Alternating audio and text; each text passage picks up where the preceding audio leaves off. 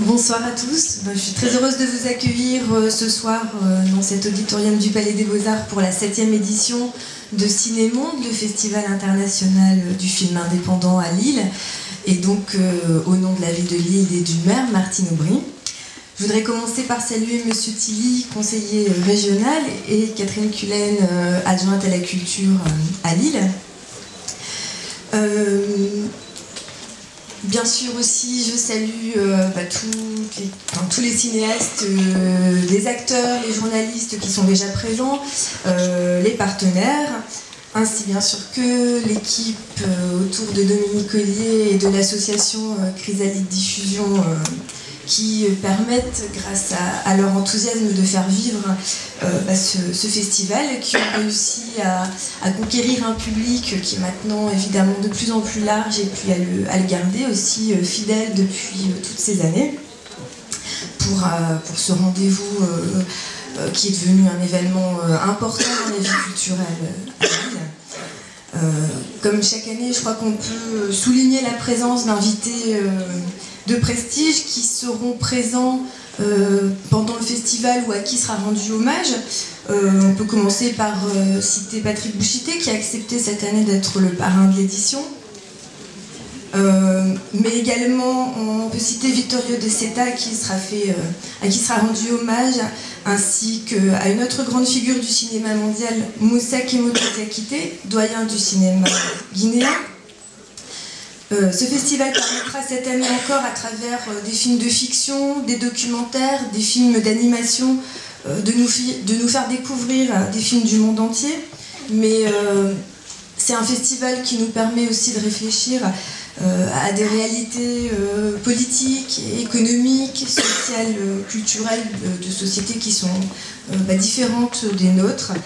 Et donc c'est une des raisons vraiment pour lesquelles la ville est heureuse de soutenir ce festival, puisque c'est aussi un moyen, un lieu d'échange entre les amateurs, les professionnels, les artistes. Donc je souhaite beaucoup de succès à cette édition. Voilà, bonne soirée. Merci beaucoup.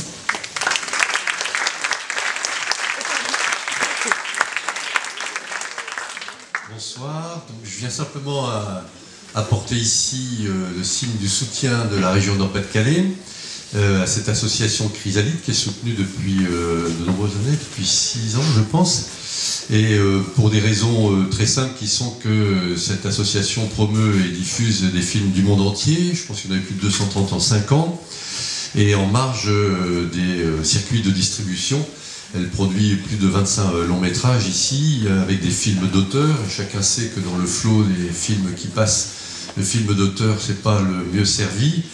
Et puis aussi parce que cette association cherche à susciter des débats citoyens à propos de ces films, qui a une vocation de faire découvrir des films qui ne sont jamais vus par personne et qui pourtant sont très importants en termes de création. Et aussi parce que cette association a une vocation éducative, notamment à l'égard des jeunes. Par conséquent, je pense que par le nombre de films, la diversité des films, nous sommes en marche vers la reconnaissance des dignités culturelles, comme on dit aujourd'hui, ce qui est quand même extrêmement important, permettre de confronter les cultures, d'autres cultures avec la nôtre, et de voir ce que vaut la nôtre par rapport à celle-là, et comment on peut coopérer ou échanger ensemble. Je terminais simplement par cette petite phrase de Edgar Morin, puisque je suis en train de lire son dernier livre, de ce vieux sage, qui s'appelle La Voix, et il disait au début de son livre que la diversité est le trésor de notre unité humaine, et que notre unité est le trésor de la diversité humaine. Je pense que c'est exactement ce que vous faites ce soir. Bon festival.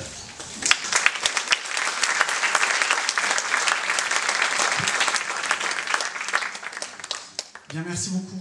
Je tenais aussi à remercier les différents consuls qui sont présents aussi ce soir, le consul d'Italie, le consul de Pologne et le consul de Grèce. Un grand merci à vous d'être présents. Cette année, voilà, le Festival de Lille, depuis sa création, vous propose une sélection. Cette année, c'est une sélection de 50 films, comme vous avez dit, qui viennent du monde entier. Aussi bien du cinéma contemporain, des œuvres qu'on a découvertes un peu partout dans le monde entier, à travers différents festivals et différentes rencontres qu'on a pu faire les uns les autres au niveau de la programmation. Et puis toujours des hommages. On travaille beaucoup sur le cinéma du patrimoine pour essayer de retrouver comme ça des perles du cinéma mondial. Donc comme tu as dit Jaël, cette année c'est Vittorio De Seta qui nous vient d'Italie, et puis Moussa Kemoko Diakité qui nous vient de Guinée et que je salue de sa présence qui est arrivée ce soir. Merci beaucoup d'être présent avec nous. On aura la chance de découvrir vos films en fin de semaine. Des films qui ont été retrouvés en grande partie grâce à Gaëté Fofana qui est à ses côtés. Et je remercie également grandement d'être avec nous et pour tout le travail qu'on a pu faire ensemble tous ces derniers mois. Depuis, voilà, ça a été passionnant en tout cas. Et puis je salue aussi le premier invité de la sélection officielle qui est arrivé aujourd'hui, hier même. C'est Alun Shu qui nous vient de Shanghai, de Chine. Merci à vous d'être présent et qui viendra présenter numéro 89, Chimène Road, qui est l'un des 7 films de la sélection officielle. Il y aura des films qui viennent de New York, du Canada, de Chine, de Hongrie, de Belgique, de France. Voilà, vous allez avoir un parcours comme ça, plutôt passionnant. Et c'est nous, je dirais, un objectif tous les ans, c'est de pouvoir faire venir le plus de réalisateurs, d'acteurs et d'autres professionnels comme des producteurs durant ces quelques jours. Voilà, je ne vais pas être plus long. Ce soir, vous allez pouvoir découvrir un film qui est Un homme à moitié de Vittorio De Seta, qui est tiré, donc, vous avez vu l'affiche depuis quelques semaines dans la ville ou par ces différents programmes. L'affiche est tirée donc, de ce film de Vittorio De Seta. Et je vais demander à Barbara V de me rejoindre, qui est la réalisatrice avec Vincent Sorel du film Conversation avec Vittorio De Seta. Le cinéaste est un athlète et qui connaît très très bien l'œuvre de Vittorio De Seta, car j'ai une mauvaise nouvelle, Vittorio De Seta ne sera pas avec nous pendant ces 2 jours. Il a chuté il y a quelques jours vu son grand âge, c'était vraiment très très difficile pour lui d'entreprendre ce voyage. Il habite en Italie, c'était vraiment beaucoup trop long, on a longuement discuté, mais c'était plus raisonnable en tout cas de passer, donc c'est un... Mais les films sont là, Barbara est là, Vincent sont là, ils vont pouvoir accompagner les films pendant ces 2 jours. Et Vittorio nous a envoyé un petit mot ce matin, que Barbara a eu la gentillesse de bien vouloir vous lire ce soir. Bonsoir. Message de salutation aux spectateurs du Festival de Lille.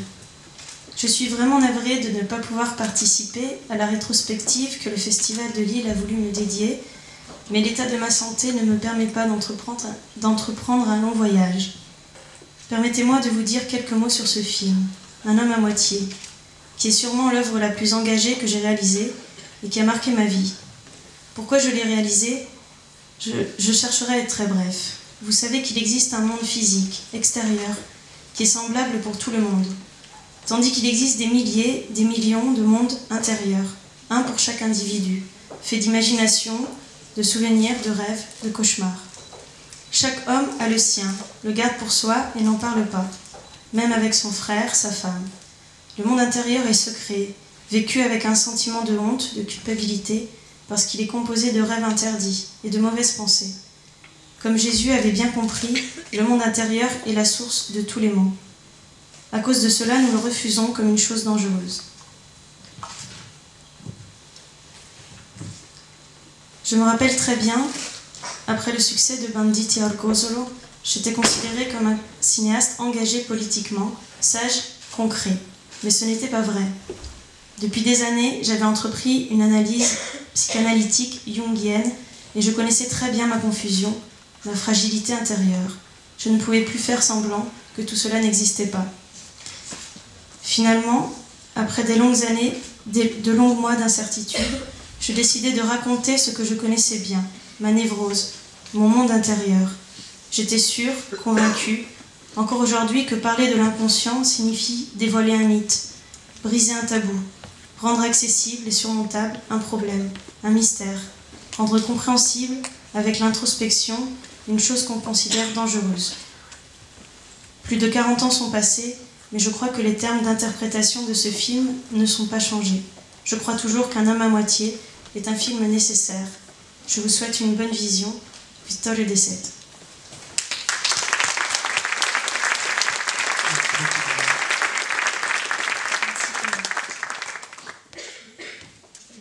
Avant de passer passer à une petite vidéo qui a été faite cet après-midi sur Paris, que je vais vous laisser découvrir, que je vais découvrir aussi avec vous.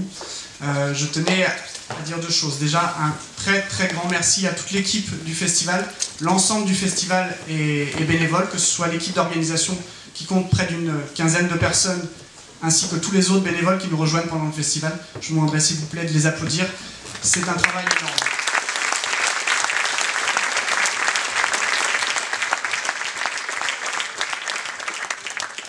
Deuxième petite chose, le film que vous allez voir, donc Un homme à moitié, n'avait pas de sous-titres français.